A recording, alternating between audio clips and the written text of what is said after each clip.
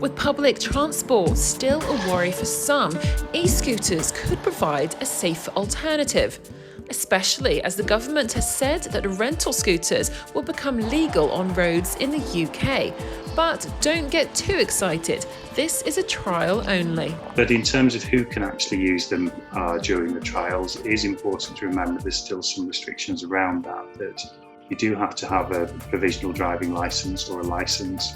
It's only the rental scooters that can be used, so people who may have their own scooters can't just decide to go in the areas that are set aside for trials and use those, and the e-scooters themselves will be limited to a speed of 15.5 miles per hour.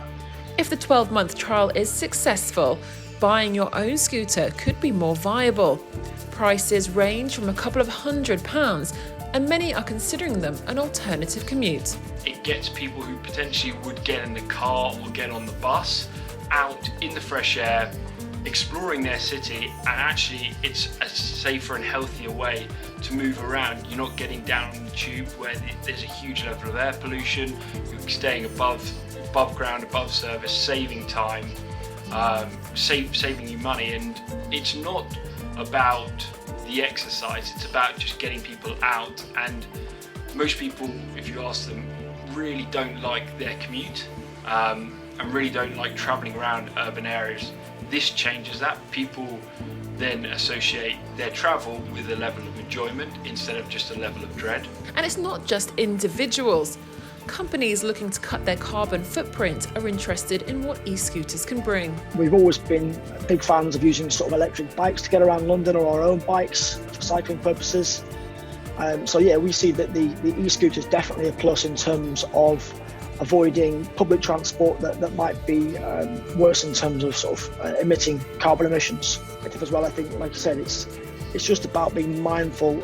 How can we do our bit at every sort of touch point of running a business? And if we could see a tangible benefit or a tangible difference around carbon emissions of, say, an e-scooter compared to taking the bus, then yeah, we're all for that, and we're all for supporting that. Of course, safety remains one of the biggest issues. As the person's being sensible on it, then the actual vehicle itself is going to be safe in itself.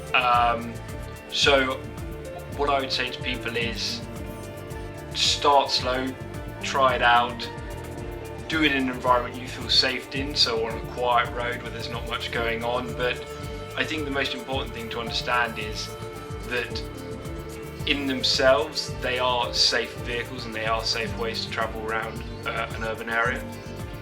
E-scooters could be a simple and cheap alternative for those trying to get around the city.